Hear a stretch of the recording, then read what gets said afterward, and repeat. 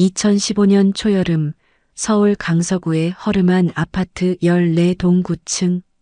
나는 안진뱅이 책상 앞에 앉아 달력을 바라봤습니다.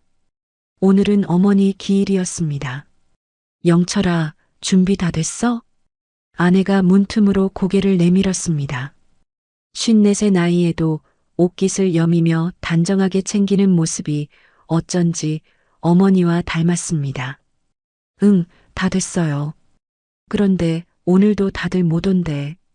또 작년엔 영숙이라도 왔었는데. 나는 한숨을 내쉬었습니다. 저는 박영철이라고 합니다. 평범한 회사원이죠. 25년을 다닌 중소기업에서 과장으로 일하고 있습니다. 큰딸은 결혼해서 미국으로 갔고 작은 딸은 아직 취업 준비 중입니다. 우리 형제는 모두 넷. 큰형 영만, 저 여동생 영숙, 그리고 막내 영준. 일찍이 아버지를 여의고 어머니 홀로 우리 넷을 키우셨습니다. 어머니가 돌아가신 지도 벌써 10년이 흘렀습니다. 그동안 매년 기일이면 형제들이 모두 어머니 산소에 모여 제사를 지냈습니다. 하지만 올해는 달랐습니다. 동생 영숙이는 남편 사업부도로 얼굴을 못 내민다 했고 막내 영준이는 지방으로 이사를 가서 못 온다고 했습니다. 오직 큰형 영만이만 저와 함께 참석하기로 했습니다. 아내는 음식을 챙기며 물었습니다. 형님은 직접 거기서 만나는 거예요? 응, 형이 먼저 가 있는데 11시까지 가라고 했어요. 차를 몰고 가는 내내 마음이 무거웠습니다. 어머니 생전에 우리는 얼마나 단란했던가요? 형제들 모두 서울에 살며 한 달에 한 번은 꼭 어머니 집에 모였습니다.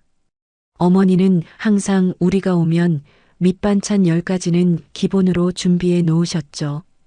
특히 무말랭이 무침은 어머니 손맛이 제일이었습니다.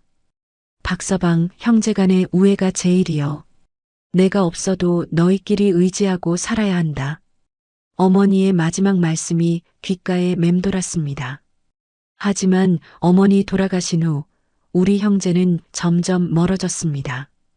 유산 문제로 다툰 적은 없었지만 각자의 삶이 바빠지면서 연락도 뜸해졌습니다. 지금은 1년에 한 번 어머니 기일에나 얼굴을 보는 사이가 되었습니다. 산으로 향하는 도로는 구불구불했습니다. 오래된 산길을 따라 올라가니 어릴 적 기억이 떠올랐습니다. 초등학생 때 어머니 손을 잡고 산에 올라가 도토리를 주었던 날들. 그때는 세상이 얼마나 넓고 아름다웠던가요? 산소에 도착하자 바람이 세차게 불었습니다. 마른 낙엽들이 바스락거리며 내 발밑을 스쳐 지나갔습니다. 멀리서 형의 모습이 보였습니다. 60의 나이가 무색하게 꼿꼿한 자세로 봉분 앞에 서 있었습니다. 왔네, 영철아. 형은 담배를 피우다 꽁초를 땅에 비벼 껐습니다. 우리는 말없이 어머니 봉분을 바라봤습니다. 그곳은 언제나처럼 조용했습니다. 한때 우리 가족의 중심이었던 어머니는 이제 이곳에서 홀로 쉬고 계셨습니다. 세월 참 빠르다, 그치?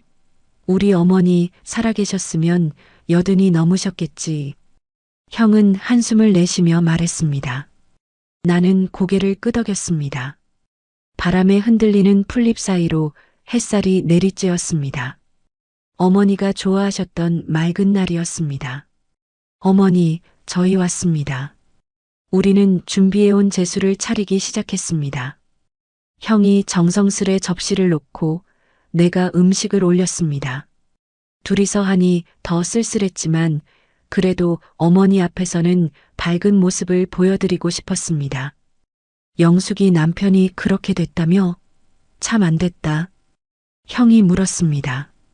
네, 몇 억 빚을 졌대요. 영숙이가 요즘 식당에서 일한다는 얘기도 들었습니다. 그랬구나. 내가 좀 도와줘야 하는데. 형의 말에 씁쓸함이 밀려왔습니다. 한때 잘 나가던 사업가였던 형도 요즘은 사정이 좋지 않다는 소문이 들렸습니다.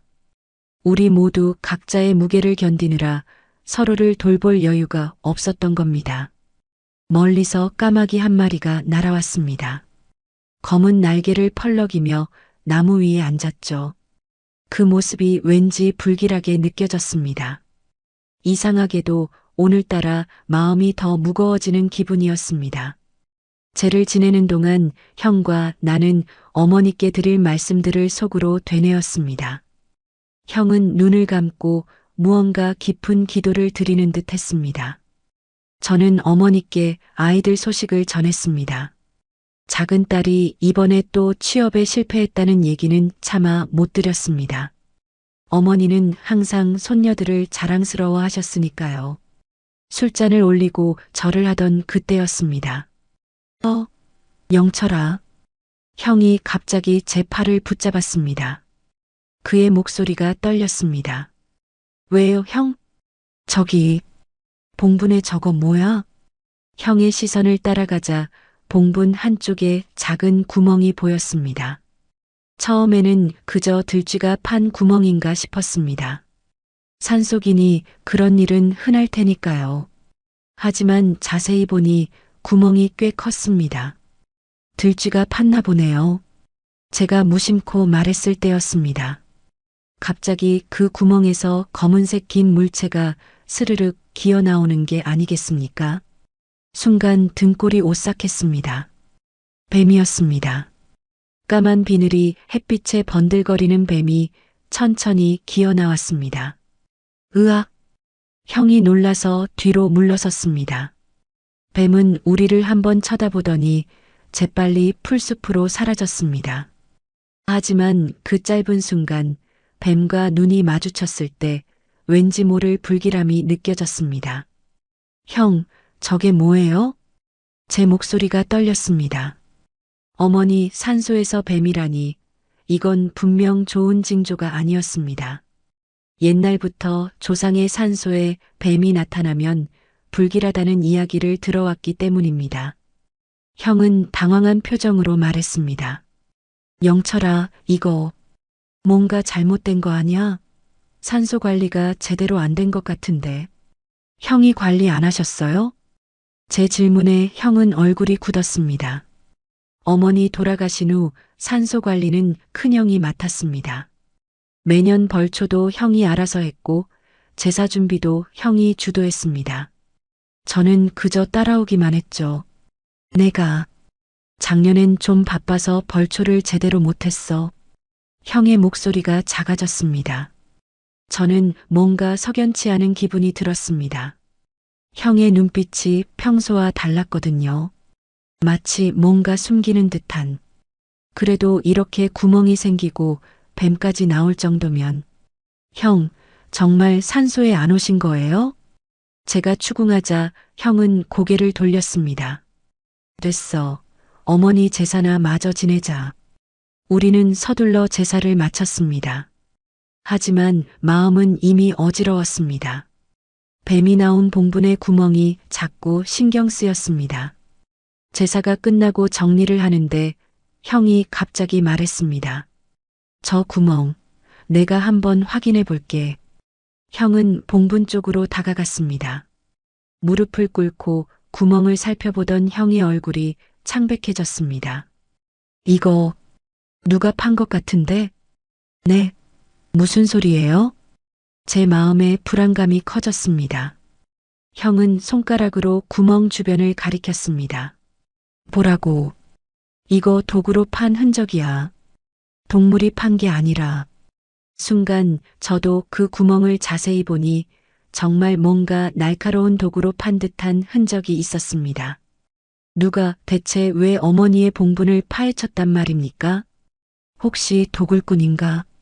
제가 떨리는 목소리로 물었습니다. 형은 고개를 저었습니다. 우리 어머니 무덤에 뭐가 있다고 도굴을 해? 이상한데. 그때였습니다. 어디선가 나뭇가지 부러지는 소리가 들렸습니다. 우리가 깜짝 놀라 돌아보니 백발의 노인 한 분이 지팡이를 짚고 걸어오고 있었습니다. 혹시 박씨 산소 맞습니까? 노인은 70대 후반쯤 되어 보였습니다. 깡마른 몸에 구부정한 허리, 하지만 눈빛만은 또렷했습니다. 그는 봉분을 향해 지팡이를 들어 가리켰습니다. 제가 이 산을 관리하는 묘지기입니다. 혹시 당신들이 이 무덤의 후손들이요? 형이 앞으로 나섰습니다. 네, 저희가 고인의 아들들입니다. 무슨 일이신지요? 노인은 한숨을 쉬었습니다. 그리고 봉분 쪽을 다시 바라보며 말했습니다.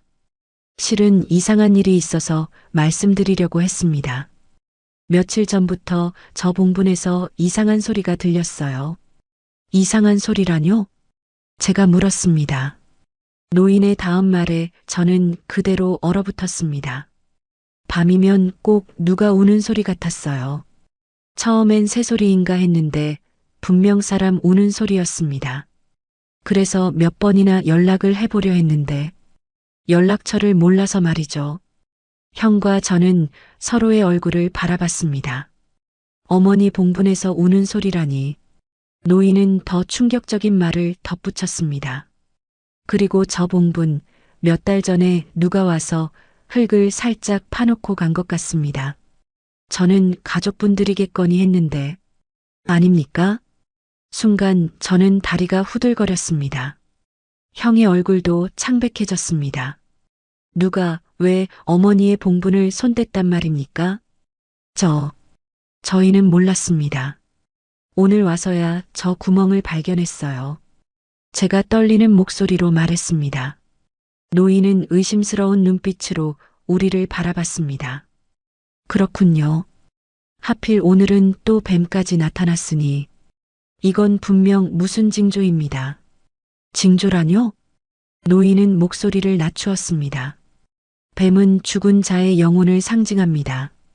고인이 편치 않으시다는 뜻이지요. 노인의 말에 형의 얼굴이 하얗게 변했습니다. 저는 갑자기 목이 말랐습니다. 어머니가 편치 않으시다니. 그것도 돌아가신 지 10년이나 지났는데. 그럴 리가 없습니다. 형이 떨리는 목소리로 말했습니다. 우리 어머니는 평생 고생만 하시다 돌아가셨어요. 이제라도 편히 쉬셔야 하는데. 노인은 고개를 끄덕였습니다. 주름진 얼굴에 깊은 연민이 스쳤습니다. 그렇지요. 하지만 이런 일이 생기면 다 이유가 있는 법입니다. 혹시 어떤 소리였는지 더 자세히 말씀해 주실 수 있으세요? 제가 조심스럽게 물었습니다. 노인은 지팡이를 짚고 봉분 가까이 다가갔습니다. 그리곤 손가락으로 구멍 주변을 가리켰습니다. 처음엔 바람소리인가 했습니다. 하지만 자정이 넘어 산이 고요해질 때면 분명 여자의 울음소리가 들렸어요. 내 자리 하는 소리도 들린 것 같았고 순간 형이 휘청거렸습니다. 제가 황급히 부축했습니다. 형, 괜찮으세요? 아, 괜찮아. 그냥 좀 어지러워서. 노인은 우리를 번갈아 바라보더니 한숨을 내쉬었습니다. 이래서 조상 모시는 일은 소홀히 하면 안 되는 겁니다. 특히 산소는 더더욱 그렇지요. 산 사람의 집보다 더 중요한 게 조상의 집이랍니다. 형의 손이 떨리고 있었습니다. 노인은 우리에게 한 걸음 다가왔습니다. 혹시 최근에 가족들 중에 안 좋은 일이 있었습니까? 그 질문에 형과 저는 서로를 바라봤습니다. 동생 영숙이의 남편 사업 실패, 막내 영준이의 갑작스러운 이사, 저희 작은 딸의 계속되는 취업 실패, 모두 최근 1년 사이에 생긴 일들이었습니다. 네, 여러 가지요. 제가 고개를 끄덕였습니다. 노인이 깊게 고개를 끄덕였습니다. 역시 그렇군요. 이건 분명 풍수지리적으로 문제가 생긴 겁니다. 누군가 이 산소를 건드렸어요. 그래서 고인의 영혼이 불안해하시는 겁니다. 그럼 어떻게 해야 하죠? 형이 다급하게 물었습니다. 노인은 잠시 생각에 잠겼습니다. 그의 주름진 손이 지팡이를 꽉 쥐었습니다. 일단 봉분을 제대로 살펴봐야 합니다. 누가 왜 이 봉분을 파헤쳤는지 알아내야 해요. 저는 입술을 깨물었습니다. 어머니의 산소를 파헤친다는 생각만으로도 가슴이 아팠습니다. 하지만 이대로 두면 더 큰일이 벌어질 것 같았습니다. 언제 확인해 볼 수 있을까요? 다음 주 월요일 제가 장비를 준비해 오겠습니다. 그때 다시 만납시다. 우리는 노인과 연락처를 주고받았습니다. 그의 이름은 김만수라고 했습니다. 50년 넘게 이 산을 지켜온 묘직이라고 했습니다. 노인이 떠난 후 형과 저는 말없이 산소를 정리했습니다. 평소 같으면 제사를 지내고 나서 근처 식당에서 간단히 식사라도 했을 텐데 오늘은 그럴 기분이 아니었습니다. 영철아, 이 일은 다른 형제들에게 말하지 말자. 형이 무거운 목소리로 말했습니다. 왜요? 영숙이랑 영준이도 알아야 하지 않을까요? 지금 영숙이가 얼마나 힘든 상황인데 이런 얘기까지 듣게 할래? 영준이도 요즘 사업 때문에 정신없다잖아. 우리끼리 해결하자. 형의 말에 일리가 있었습니다. 하지만 뭔가 석연치 않은 기분이 들었습니다. 형의 눈빛에 불안함이 감춰져 있는 것 같았거든요. 차에 오르며 저는 마지막으로 어머니 봉분을 바라봤습니다. 열심히 살겠다고 형제간에 우애 있게 지내겠다고 다짐했던 그 무덤에 이제 정체 모를 구멍이 뚫려 있었습니다. 그리고 그 구멍에서 나온 뱀의 모습이 자꾸 눈앞에 아른거렸습니다.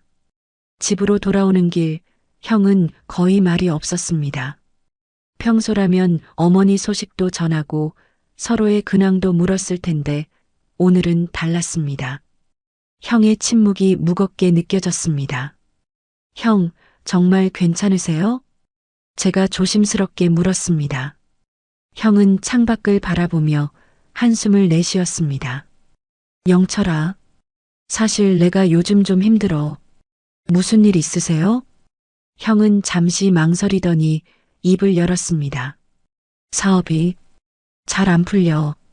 작년부터 계속 적자였어. 그렇게 심한가요? 응.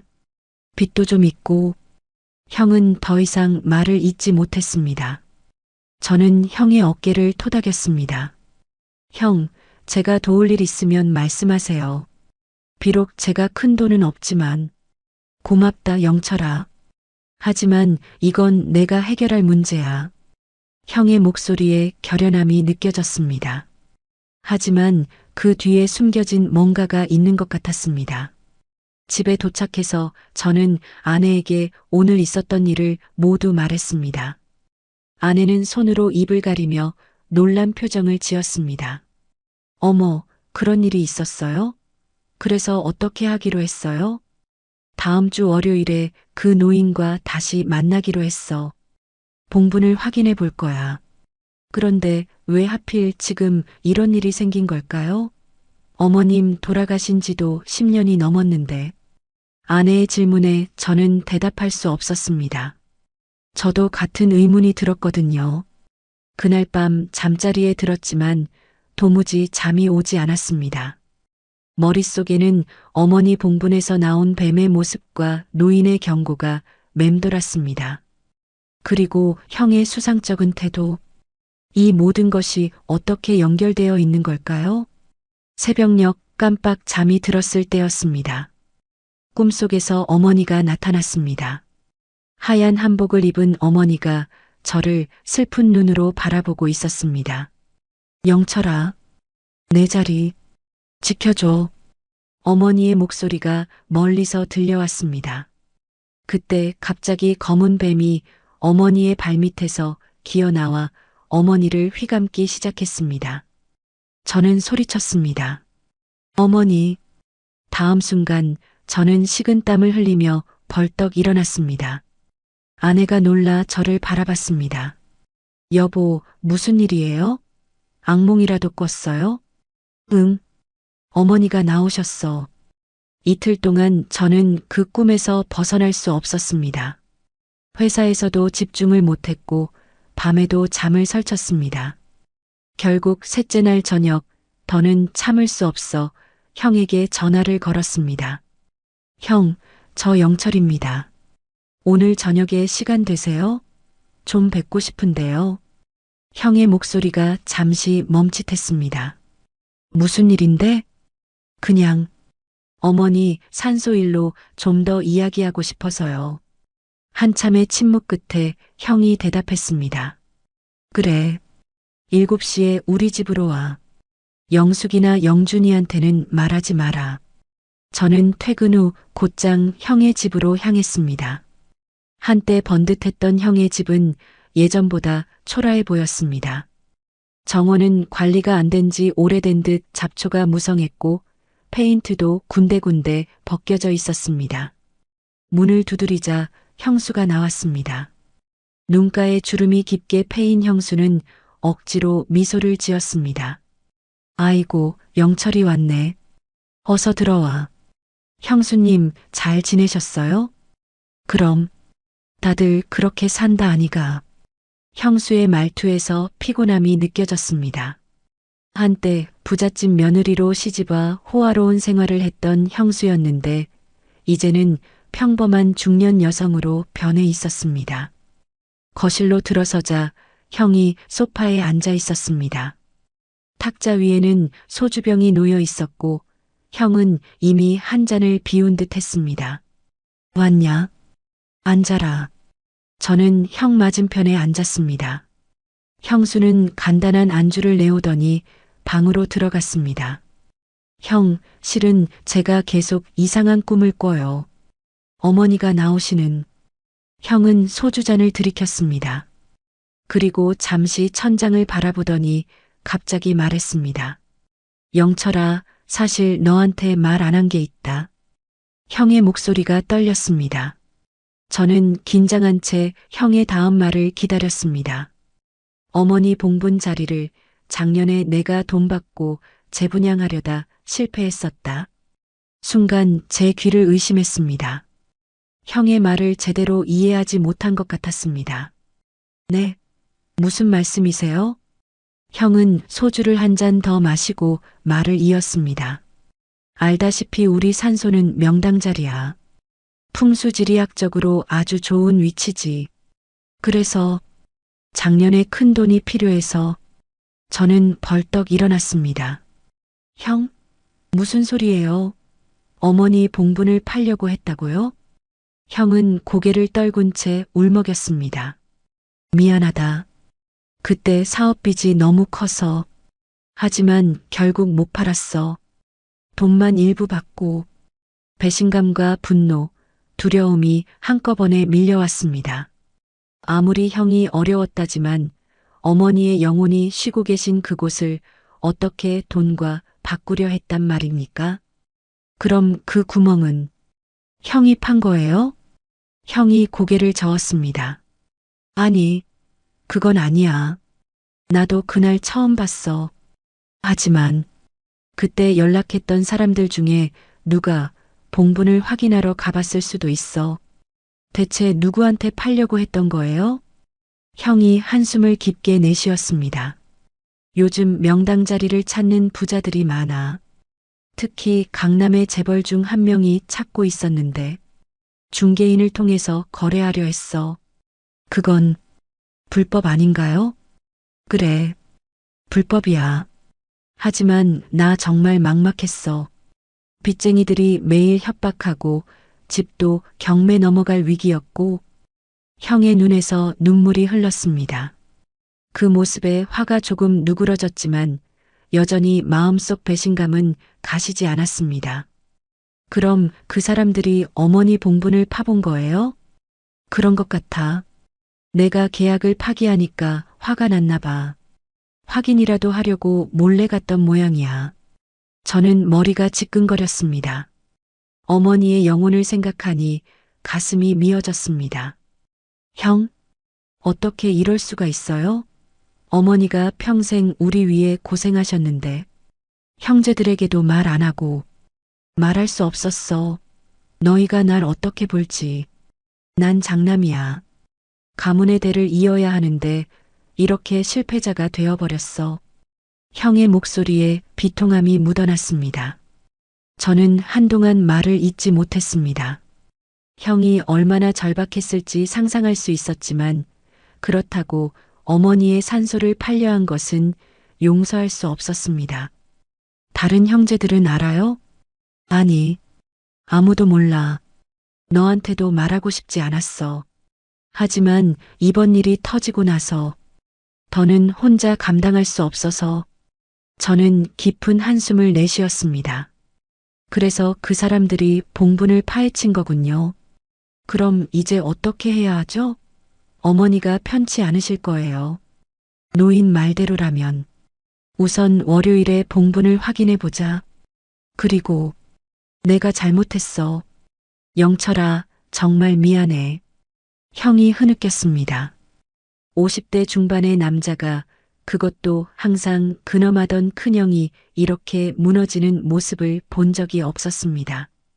저는 복잡한 마음으로 형의 어깨를 토닥였습니다. 형, 우선 봉분부터 확인해 봐요. 그리고 영숙이랑 영준이에게도 말해야 할 것 같아요. 안 돼. 제발 다른 형제들에겐 말하지 마. 내가 해결할게. 형의 간절한 눈빛에 저는 더 강하게 주장할 수 없었습니다. 그날 밤 형의 집을 나오면서 저는 마음이 천근만근이었습니다. 집에 돌아와 아내에게 형의 이야기를 들려주었습니다. 아내는 깜짝 놀라 입을 다물지 못했습니다. 어머나, 어떻게 그런 일이? 형님이 그렇게 어려우셨던 거예요? 나도 몰랐어요. 형이 힘들다는 건 알았지만 이 정도일 줄은. 그럼 이제 어떻게 하실 거예요? 우선 월요일에 노인과 만나서 봉분을 확인해 봐야지. 그리고 글쎄 모르겠어요. 어머니가 편안히 쉬실 수 있게 해드려야 하는데. 그날 밤 또다시 어머니가 꿈에 나타났습니다. 이번에는 더 선명했습니다. 어머니는 슬픈 표정으로 저를 바라보며 말씀하셨습니다. 영철아, 내 자리를 지켜다오. 내 마지막 소원이란다. 잠에서 깨어난 저는 결심했습니다. 어머니의 영혼을 위해 그리고 우리 가족을 위해 이 일을 바로잡아야 한다고. 형이 무슨 잘못을 했든 이제는 함께 해결해야 할 문제였습니다. 월요일 아침 저는 회사에 병가를 냈습니다. 아내는 걱정스러운 얼굴로 저를 배웅했습니다. 조심히 다녀오세요. 무슨 일 있으면 꼭 연락하고요. 네, 걱정 마세요. 산으로 향하는 길, 가슴이 무거웠습니다.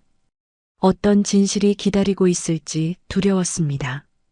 약속 장소에 도착하자 김만수 노인이 이미 와 있었습니다. 그리고 형도 차 옆에 서서 담배를 피우고 있었습니다. 오셨군요. 노인이 반갑게 인사했습니다. 저희는 함께 어머니 산소로 향했습니다. 노인은 작은 가방을 들고 있었는데 그 안에는 삽과 작은 도구들이 있었습니다. 오늘은 봉분을 자세히 살펴봐야 합니다. 혹시 괜찮으시겠습니까? 노인이 조심스레 물었습니다. 형이 고개를 끄덕였습니다. 그의 얼굴은 창백했고 눈 밑에는 다크서클이 짙게 내려앉아 있었습니다. 아마도 밤새 잠을 못 이룬 모양이었습니다.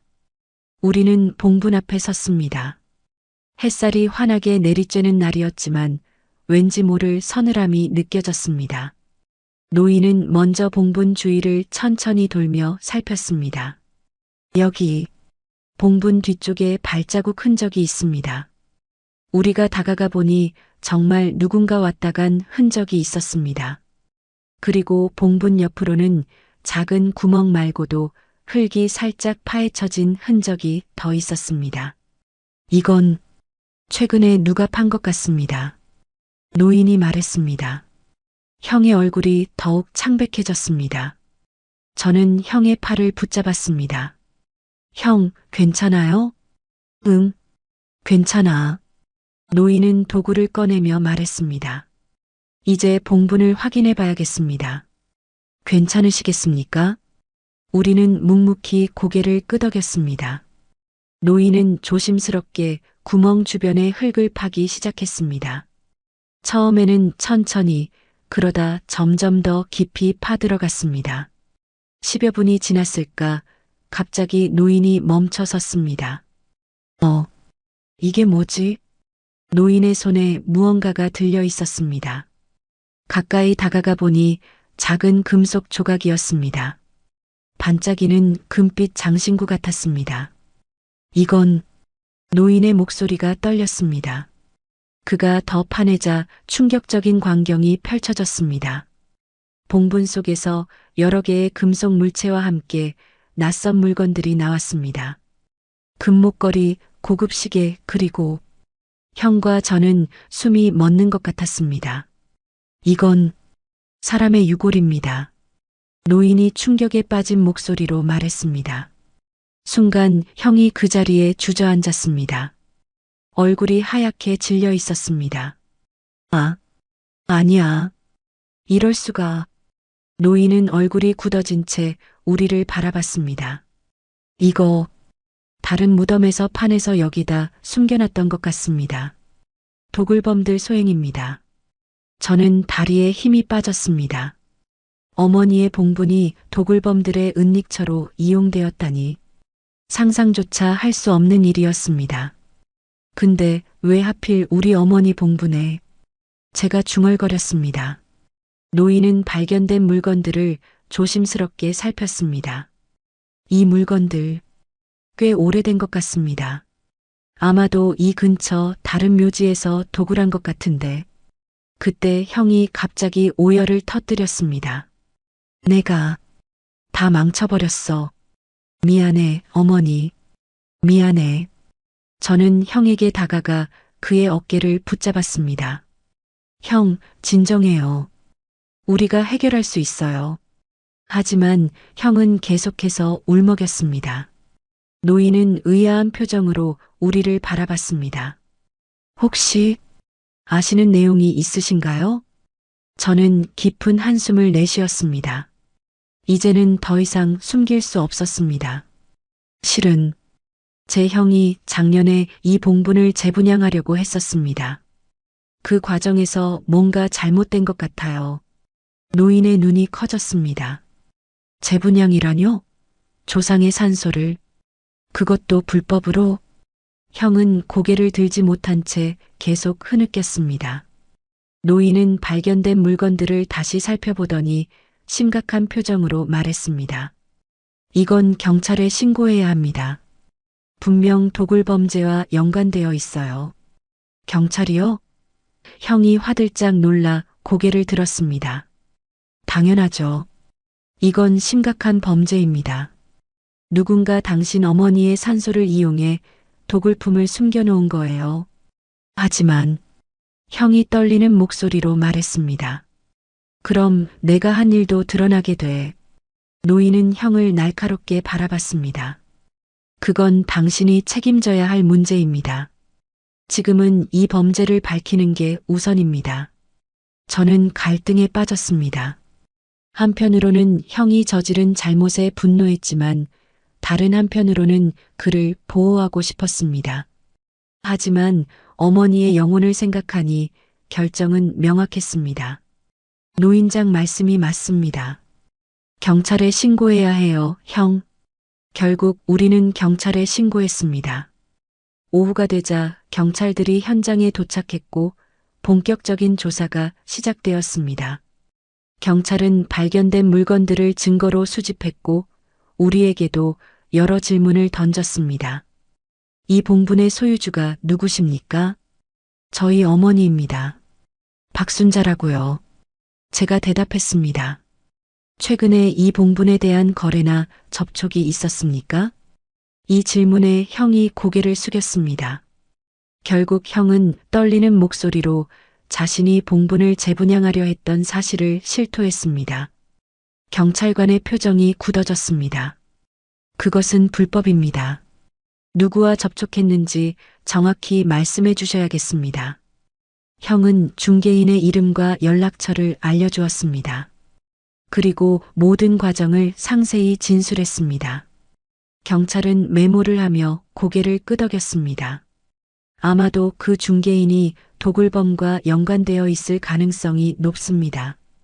조사해 보겠습니다. 해가 저물 무렵 조사는 일단락되었습니다. 경찰은 우리에게 당분간 이 일에 대해 비밀을 유지해 달라고 당부했습니다. 하지만 이미 늦었습니다. 동네 주민들이 경찰차를 보고 몰려왔고 소문은 삽시간에 퍼져나갔습니다. 집으로 돌아오는 길, 형은 완전히 무너져 내린 모습이었습니다. 저는 형을 저희 집으로 데려왔습니다. 아내가 놀란 표정으로 우리를 맞이했습니다. 어머나, 무슨 일이에요? 형님이 왜 이러세요? 나중에 설명할게요. 우선 형 좀 눕게 해줘요. 그날 밤 동생 영숙이에게서 전화가 왔습니다. 오빠, 무슨 일이에요? 엄마 산소에 경찰이 왔다는 소문이 돌던데. 소문은 이미 가족들에게까지 퍼진 것이었습니다. 저는 깊은 한숨을 내쉬었습니다. 이제 모든 것을 다 털어놓을 때가 온 것 같았습니다. 다음 날 우리 형제들은 저희 집에 모였습니다. 영숙이와 영준이도 급히 달려왔습니다. 거실에 모인 우리 넷은 10년 만에 처음으로 어머니 제사 외에 한자리에 모였습니다. 대체 무슨 일이 있었던 거예요? 영숙이가 다급하게 물었습니다. 영숙이는 50이 넘은 나이에도 여전히 예쁜 외모를 간직하고 있었지만 남편의 사업 실패 후 깊은 주름이 생겼습니다. 얼굴은 피곤해 보였고 손은 거칠어져 있었습니다. 오빠, 설명해줘요. 영준이도 다그쳤습니다. 저는 깊은 한숨을 내쉬고 형을 바라봤습니다. 형은 고개를 푹 숙인 채 손가락만 만지작거리고 있었습니다. 영만이 형이 얘기해야 할 것 같아. 모두의 시선이 형에게 쏠렸습니다. 형은 떨리는 목소리로 말문을 열었습니다. 미안하다. 내가 어머니 산소를 팔려고 했었어. 순간 방안이 얼어붙었습니다. 영숙이와 영준이의 얼굴에 충격과 분노가 번갈아 스쳤습니다. 뭐라고요? 오빠가 어머니 산소를? 영숙이가 소리쳤습니다. 형, 농담이지요? 영준이도 믿을 수 없다는 표정이었습니다. 형은 천천히 모든 것을 털어놓았습니다. 사업 실패로 인한 빚, 절박한 상황, 그리고 어머니 산소를 재분양하려 했던 시도까지, 그 과정에서 만났던 수상한 중개인, 그리고 결국 계약을 파기한 일까지 모든 것을 다 말했습니다. 그런데 그 사람들이 우리 어머니 산소를 도굴품 은닉처로 이용한 것 같아. 형의 말이 끝나자 영숙이가 벌떡 일어났습니다. 오빠, 어떻게 이럴 수가 있어요? 평생 우리 위해 고생하신 어머니인데. 나도 믿을 수 없네요, 형. 영준이의 목소리에 실망감이 묻어났습니다. 형은 고개를 들지 못한 채 계속 말했습니다. 미안하다. 정말 미안해. 나도 이런 일이 생길 줄은 몰랐어. 저는 형제들 사이에서 중재자 역할을 해야 했습니다. 일단 진정해. 지금은 서로 탓하는 게 중요한 게 아니라 어머니 산소를 어떻게 할지 결정해야 해. 그래도 오빠가 한 일은. 영숙이의 눈에 눈물이 고였습니다. 알아. 하지만 지금은 우리 모두 힘을 합쳐야 할 때야. 영준이가 한숨을 내쉬었습니다. 그는 항상 차분하고 이성적인 막내였습니다. 일단 경찰 조사는 어떻게 진행되고 있어요? 저는 현재 상황을 설명했습니다. 경찰이 도굴범과 중개인의 연관성을 조사 중이라는 것, 그리고 형도 불법 분양 시도로 조사를 받을 수 있다는 것까지. 형제들은 침묵에 빠졌습니다. 갑자기 영숙이가 물었습니다. 근데 어머니가 정말 우시는 소리가 들렸대요? 그 노인이 말한. 저는 고개를 끄덕였습니다. 그렇대. 밤마다 우는 소리가 들렸다고 해. 어머니가 슬퍼하고 계신 거겠죠. 영준이의 목소리가 떨렸습니다. 그때 문득 생각이 났습니다. 그러고 보니 어머니 유품이 담긴 상자가 아직 창고에 있을 거야. 거기에 어머니 유언장도 있었을 텐데. 유언장이요? 영숙이가 의아해했습니다. 어머니가 유언장을 남기셨어요? 응, 돌아가시기 전에 나한테 맡기셨어. 근데 10년 동안 열어보지 않았어. 저는 창고로 가서 오래된 상자를 찾아왔습니다. 먼지가 쌓인 나무 상자 안에는 어머니의 유품들이 고스란히 보관되어 있었습니다. 낡은 사진첩, 어머니가 쓰시던 반지, 그리고 봉투 하나. 봉투 위에는 어머니의 글씨로 내 아이들에게라고 적혀 있었습니다. 떨리는 손으로 봉투를 열었습니다. 안에는 오래된 종이 한 장이 들어 있었습니다. 어머니의 유언장이었습니다.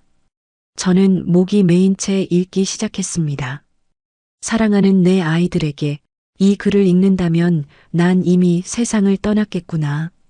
내가 없는 세상에서 너희가 잘 지내고 있길 바란다. 영만아, 너는 장남으로서 항상 무거운 짐을 졌다. 때론 그 무게가 너를 힘들게 할 테지만 그것이 너의 강함이 되리라 믿는다. 영철아, 너는 늘 착하고 성실했다. 그 마음 변치 말고 형제들을 보살펴 주렴. 영수가, 내 딸, 너는 항상 씩씩했지.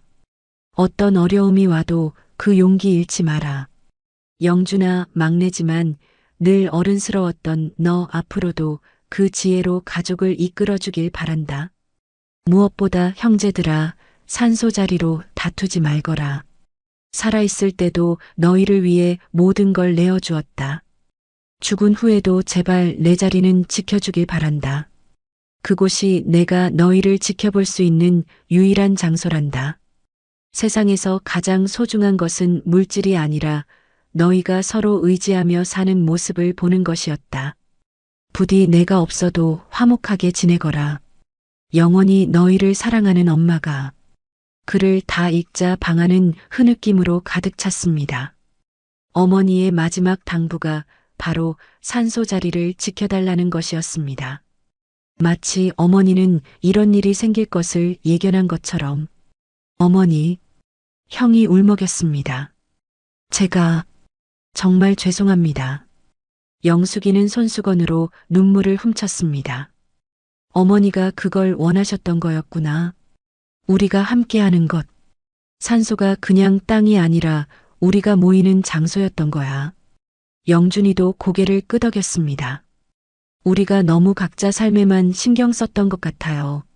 어머니가 돌아가신 후에 점점 멀어졌잖아요. 저는 그제야 깨달았습니다.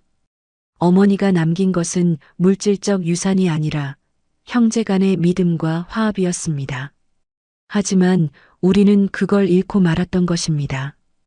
봉분에 생긴 구멍은 어쩌면 우리 가족 관계의 균열을 보여주는 상징 같았습니다.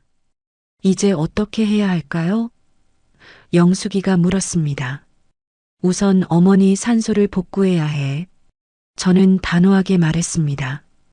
그리고 형의 문제도 해결해야 해. 형은 눈물을 흘리며 고개를 끄덕였습니다. 내가 모든 책임을 지겠다. 경찰에 가서 다 말할게. 형? 제가 형의 손을 잡았습니다. 아니야, 영철아. 이건 내가 해결해야 할 문제야. 어머니께도 너희에게도 용서를 구하고 싶어. 그날 밤 우리 형제는 오랜만에 함께 술을 마셨습니다. 어머니 이야기, 어린 시절 추억, 그리고 각자의 삶에 대해 솔직하게 대화했습니다. 영숙이의 남편 사업 실패, 영준이의 이혼 위기, 그리고 저의 회사 문제까지 우리는 모두 각자의 무게를 안고 살아가고 있었습니다. 다음 날 아침 저는 어머니 산소에 홀로 찾아갔습니다. 봉분 앞에 무릎을 꿇고 오랫동안 말없이 앉아 있었습니다. 바람이 불어오자 풀잎들이 흔들렸고 멀리서 새 울음소리가 들렸습니다. 어머니, 죄송합니다. 이제야 어머니 말씀을 이해했습니다. 저희가 함께해야 한다는 것, 그게 어머니의 진정한 유산이었는데, 그때였습니다. 따스한 바람이 불어오며 마치 누군가 저를 감싸 안는 듯한 느낌이 들었습니다. 눈을 감았을 때 어머니의 미소가 떠올랐습니다.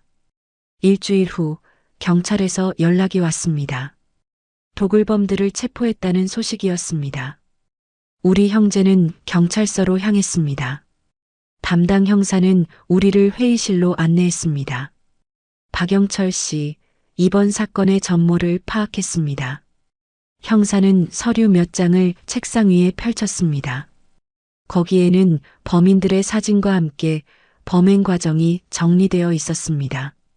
이 사람들은 전국을 돌아다니며 무덤을 도굴하는 일당입니다. 특히 오래된 양반가의 무덤을 노렸지요. 그런데 왜 하필 우리 어머니 산소를? 영숙이가 떨리는 목소리로 물었습니다. 형사는 고개를 들어 형을 바라봤습니다. 그게 박영만 씨와 접촉했던 중개인이 이 도굴범들과 연관되어 있었습니다. 형의 얼굴이 창백해졌습니다. 형사는 계속 설명했습니다. 그 중개인은 김대철이라는 인물인데 그는 도굴범들에게 묘지 정보를 제공하는 일을 해왔습니다. 박영만 씨가 산소 재분양을 문의했을 때 김대철은 그 정보를 도굴범들에게 팔았지요. 그럼 형이 계약을 파기했는데도 그들이 우리 어머니 산소를 노린 거군요? 영준이가 물었습니다. 맞습니다. 박영만 씨가 계약을 파기한 후에도 그들은 이미 그 산소의 위치와 가치를 알고 있었습니다. 게다가 그 산은 외진 곳이라 도굴품을 숨기기에 안성맞춤이었지요. 저는 한숨을 내쉬었습니다. 형의 실수가 이런 결과를 가져왔다니. 그런데 그 중개인은 어디 있습니까? 제가 물었습니다. 형사의 표정이 굳어졌습니다. 김대철은 아직 검거하지 못했습니다. 도주한 상태입니다. 하지만 곧 잡을 수 있을 겁니다. 형이 떨리는 목소리로 물었습니다. 그럼 저는 어떻게 되는 건가요? 형사는 한숨을 내쉬었습니다. 박영만 씨 산소 불법 거래 시도는 분명 법적 문제가 됩니다. 하지만 실제 거래가 성사되지 않았고 이번 사건 해결에 협조하신 점을 고려해서 가벼운 처벌을 받게 될 겁니다. 형은 고개를 푹 숙였습니다. 그의 어깨가 떨렸습니다. 감사합니다. 제가 받아야 할 벌이라면 달게 받겠습니다. 경찰서를 나오는 길, 형은 무거운 침묵에 잠겨 있었습니다. 우리는 근처 찻집으로 들어갔습니다. 창가에 앉아 각자 생각에 빠져 있을 때 영숙이가 입을 열었습니다. 오빠, 왜 그런 위험한 일을 혼자 결정했어요? 우리한테 말했으면. 형은 잠시 창밖을 바라보더니 깊은 한숨을 내쉬었습니다. 창피했어. 장남인 내가 이렇게 실패자가 되어서 너희한테 손 벌리는 것도 자존심이 허락하지 않았어. 그래도 우리는 가족이잖아요. 영준이가 말했습니다. 어머니가 항상 그러셨잖아요. 힘들 때 기댈 수 있는 건 가족밖에 없다고. 형의 눈에 눈물이 맺혔습니다. 미안하다. 내가 자존심 때문에 어머니의 뜻을 저버렸어. 저는 형의 손을 꼭 잡았습니다. 이제라도 알았으니 다행이에요. 앞으로는 어떤 일이 있어도 함께 해결해요. 영숙이가 고개를 끄덕였습니다. 맞아요. 나도 남편 사업 실패 얘기 꺼내기 싫어서 오빠들 안 만났는데 이젠 솔직하게 얘기할게요. 지금 우리 정말 힘들어요. 영숙이의 솔직한 고백에 우리 모두 놀랐습니다. 그녀는 항상 씩씩하고 강한 모습을 보여왔는데 이렇게 약한 모습을 드러내는 건 처음이었습니다. 나도. 영준이가 입을 열었습니다. 사실 아내와 이혼 위기예요. 서로 너무 바빠서 대화할 시간도 없고 그래서 갑자기 지방으로 이사한 거였어요. 새 출발하려고. 우리는 서로의 아픔을 나누며 오랜만에 진정한 형제가 되었습니다. 각자의 상처와 고통을 감추지 않고 솔직하게 털어놓았습니다. 그리고 어머니의 유언을 다시 한번 되새겼습니다. 어머니가 원하셨던 건 우리가 함께하는 거였어. 제가 말했습니다. 물질적인 것보다 우리의 유대를 더 중요하게 생각하셨던 거지. 대화를 마치고 나오는 길, 갑자기 형의 휴대폰이 울렸습니다. 경찰이었습니다. 형은 잠시 통화를 하더니 얼굴이 창백해졌습니다. 김대철을 잡았대. 그런데 그가 나에 대해 모든 걸 풀었어. 무슨 말이에요? 저는 긴장하며 물었습니다. 그가 내가 처음부터 도굴범들과 연관되어 있었다고 진술했대. 뭐라고요? 우리 모두 충격에 빠졌습니다. 말도 안 돼. 형이 그럴 리가 없어. 제가 소리쳤습니다. 형은 고개를 저었습니다. 아니야, 영철아. 난 정말 몰랐어. 그 김대철이란 놈이 날 이용한 거야. 내가 산소 재분양을 문의했을 때부터 그들의 계획이었던 거지. 우리는 다시 경찰서로 향했습니다. 담당 형사는 새로운 진술서를 보여주었습니다. 김대철의 주장에 따르면 박영만 씨가 처음부터 도굴품을 숨길 장소를 제공하는 대가로 돈을 받기로 했다는 겁니다. 말도 안 됩니다. 제가 항의했습니다. 우리 형이 그럴 사람이 아니에요. 형사는 고개를 끄덕였습니다. 저도 그렇게 생각합니다. 김대철의 진술에는 모순점이 많아요. 그가 박영만 씨를 끌어들이려는 의도가 보입니다. 그럼 어떻게 해야 하나요? 영숙이가 걱정스럽게 물었습니다. 증거가 필요합니다.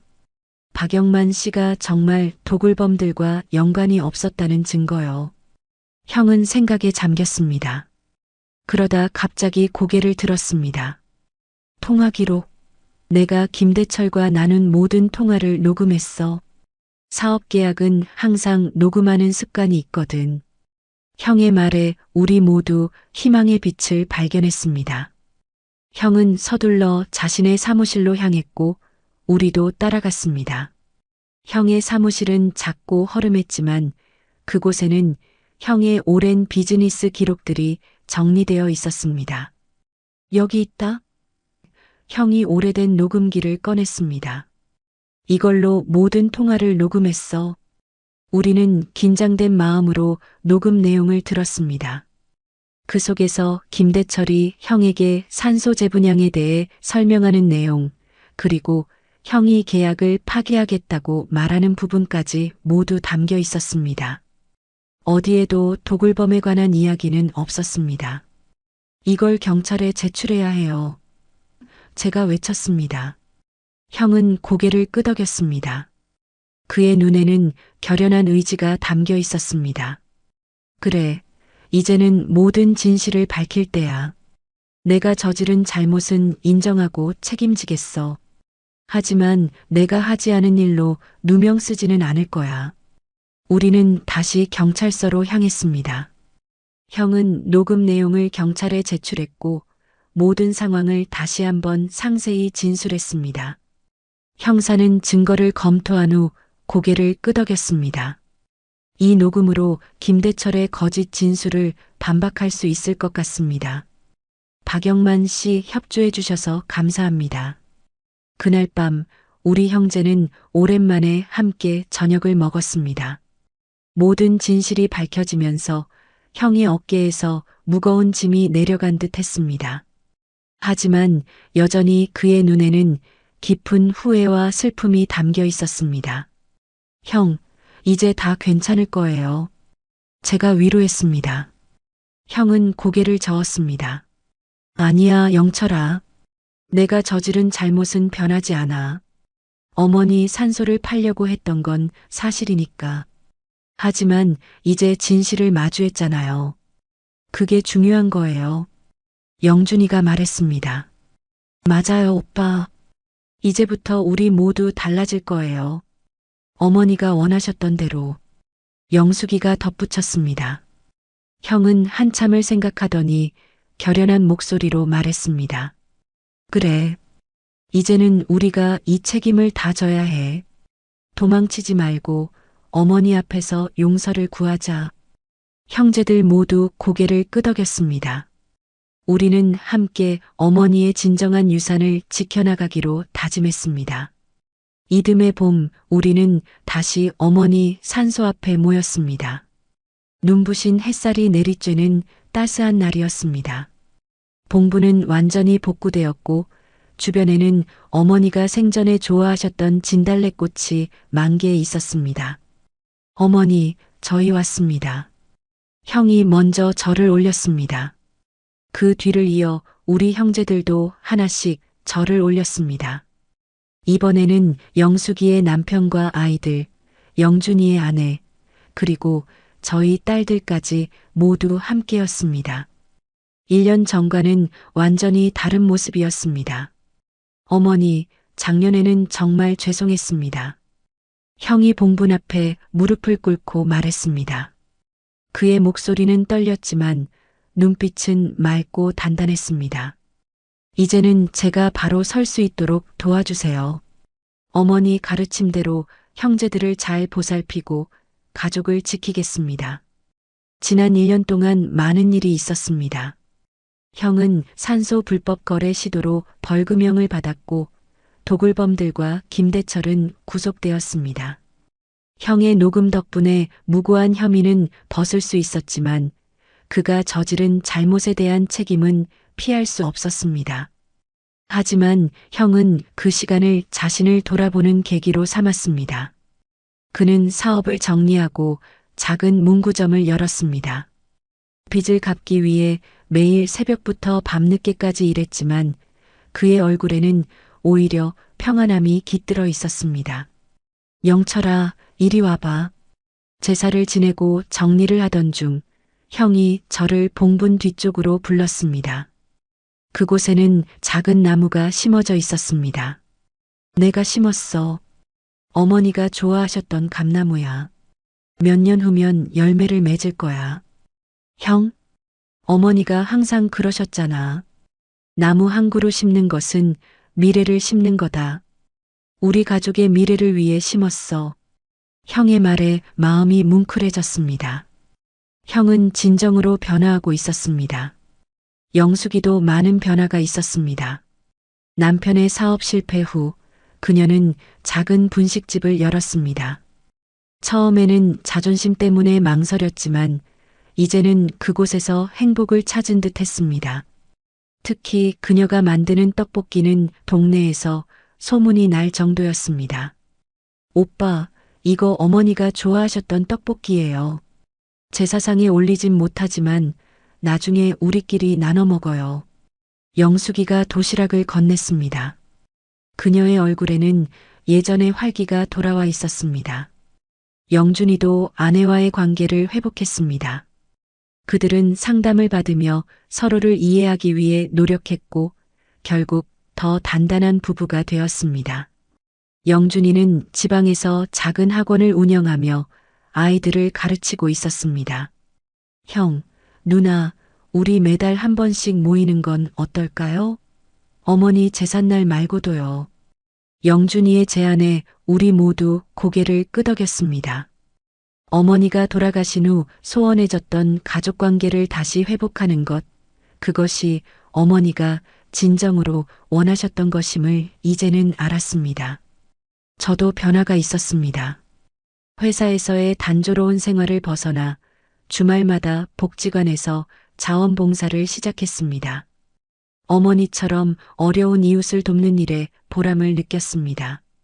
어머니, 이제 저희 모두 잘 지내고 있어요. 걱정 마세요. 제사를 마치고 산소를 정리하는 동안 바람이 살랑 불어왔습니다. 그 바람에 실려 어머니의 목소리가 들리는 것 같았습니다. 잘했다, 내 아들 딸들아. 우리는 함께 산을 내려왔습니다. 예전에는 각자 자신의 차를 타고 흩어졌지만 이번에는 함께 식당으로 향했습니다. 영숙이가 추천한 작은 한정식 집이었습니다. 어머니 생각나네. 형이 된장찌개를 한 숟가락 떠먹으며 말했습니다. 어머니가 끓이던 된장찌개 맛이야. 맞아요. 어머니는 항상 된장을 직접 담그셨잖아요. 영숙이가 웃으며 말했습니다. 기억나?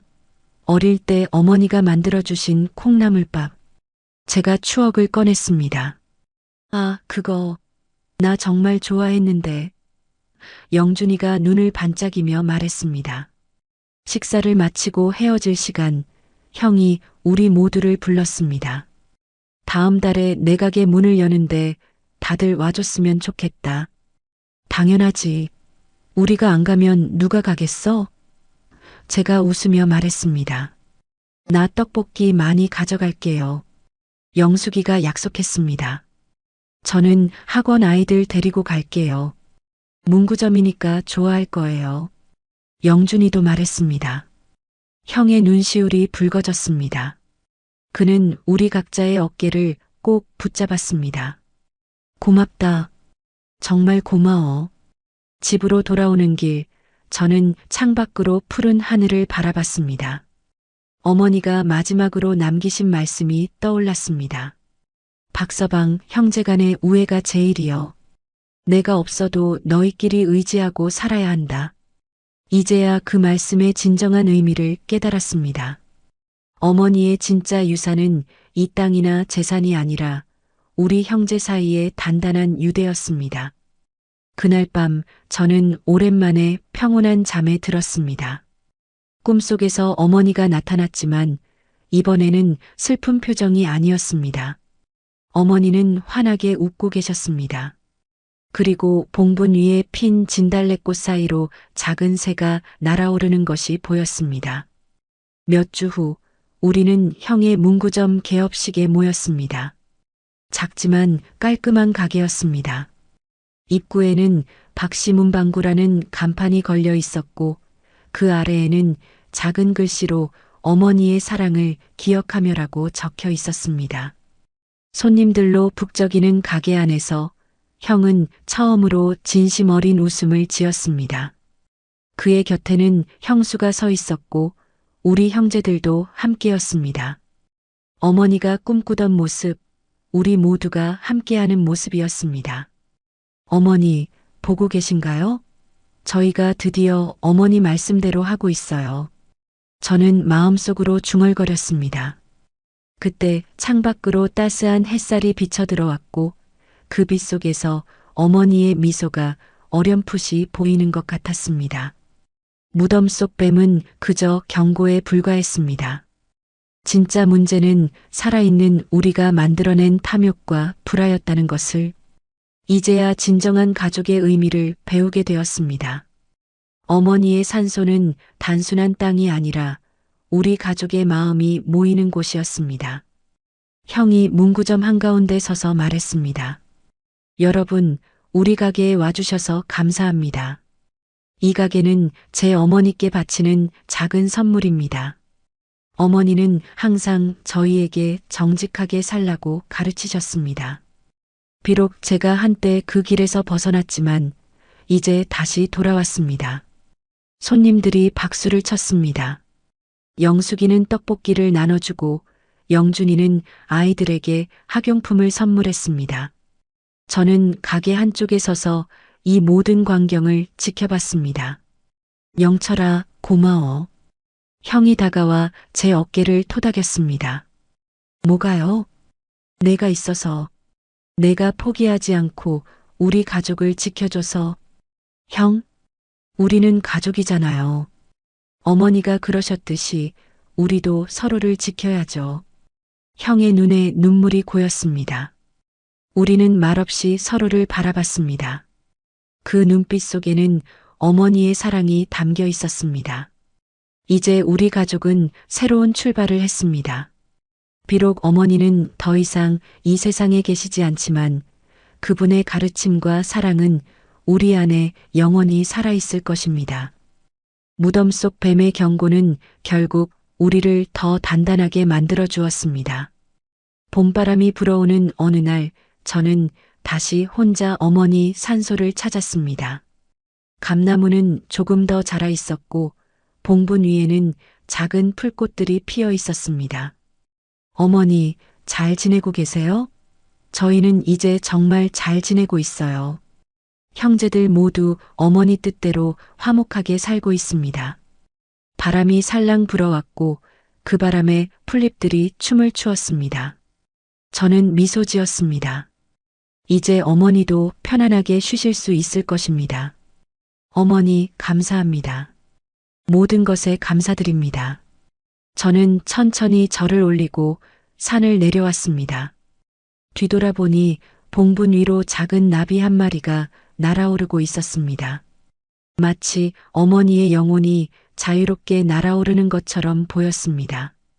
이제 우리의 이야기는 새로운 장으로 접어들었습니다. 어머니의 유산을 간직한 채 우리는 함께 앞으로 나아갈 것입니다. 무덤 속 뱀이 우리에게 가르쳐 준 교훈을 잊지 않으며 진정한 가족의 의미를 되새기며 살아갈 것입니다.